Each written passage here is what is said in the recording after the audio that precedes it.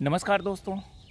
सुशांत सिंह राजपूत मामले में कोई भी अपडेट नहीं आ रहा और ये लगातार इस मामले को अब ऐसा लग रहा है कि ख़त्म करने की पूरी साजिश चल रही है और उसमें जो लोग हैं वो सफल होते दिख रहे हैं।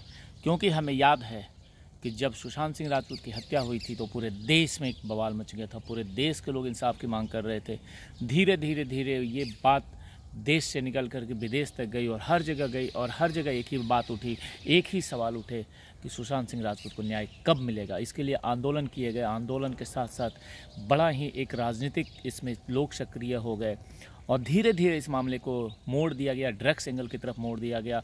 और कहीं ना कहीं इस मामले में ऐसा लग रहा है अब कि चीज़ों को समाप्त करने की कोशिश की जा रही है। मैं बात करता हूँ वो 13 की रात और 14 की सुबह। याद कीजिए, कई ऐसे लोग थे, कई ऐसे शक था किन लोगों पे, उन लोगों का आज क्या हो रहा है। सिर्फ ड्रग्स मामले में सिद्धार्थ पिठानी को जेल के अंदर भर दिया गया, रिया चक्रवर्ती को भी जेल किया गया तो भी ड्रग्स के मामले में। लेकिन हम बात करें हत्या के मामले में तो जो लोग शक के दायरे में थे, चाहे वो मिरांडा था, चाहे वो संदीप सिंह था, चाहे वो अंकिता लोखंडे, चाहे कई ऐसे नाम थे, नीरज, केशव, ड्राइवर, लेकिन इन लोगों के साथ कहीं कुछ नहीं हुआ। इन लोगों के ऊपर कोई भी कार्रवाई नहीं है, कोई भी गिरफ्तारी नहीं है।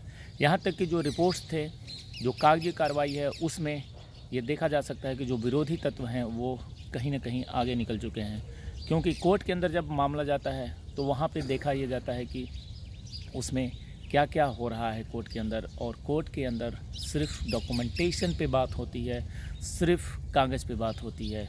और कागज़ के अनुसार मैं आपको बता दूं कि जो पोस्टमार्टम रिपोर्ट है, जो एम्स ने रिपोर्ट सबमिट किया, उसमें भी ये दिखाया गया है कि ये सुसाइड है। उसी प्रकार से कुछ और रिपोर्ट्स, कुछ और डॉक्यूमेंट्स, जैसे कि रिया चक्रवर्ती का बैंक अकाउंट जो सील था उसे डी फ्रीज कर दिया गया। यानी कि धीरे धीरे ये जो विरोधी हैं, ये जो गुनाह जिन्होंने किया है, ये सब लोग अब धीरे धीरे देखिए कि छूट रहे हैं और ये बहुत ही गलत हो रहा है। अब ज़रूरत ये है कि मैं आप लोगों से देखिए ये कहना ये चाहता हूँ कि हमें कहीं ना कहीं एक्टिव होकर के इस मामले को और ज़ोर शोरों से उठाना पड़ेगा। मैं पिछले 2-3 दिनों से मैं कुछ नहीं बोल रहा हूँ। रीज़न ये था कि मैं अब क्या बोलूँ। मुझे ऐसा लगता है कि मैं बार बार एक ही बात कहता हूँ कि सुशांत सिंह राजपूत की हत्या का हमें न्याय चाहिए और उसके लिए आप लोगों से अपील करता हूँ। लेकिन फिर भी 2 दिनों से मैं चुप था, लेकिन फिर भी मैं अपने आप को कंट्रोल नहीं कर पाता हूँ और एक ही बात कहता हूँ कि आप सब लोग मजबूत तरीके से इस मामले में साथ बने रहिए। क्योंकि जब तक हम मजबूत नहीं रहेंगे तब तक हम इस मामले में कोई आवाज़ नहीं उठा सकते हैं और हम इस केस को जीत नहीं सकते हैं।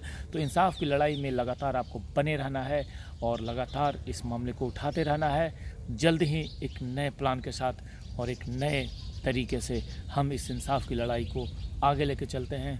अभी आप जो कर रहे हैं वो करते रहिए, क्योंकि हमारा एक ही लक्ष्य है, सुशांत सिंह राजपूत को न्याय मिले और न्याय हम लेकर के रहेंगे। जय हिंद, जय भारत।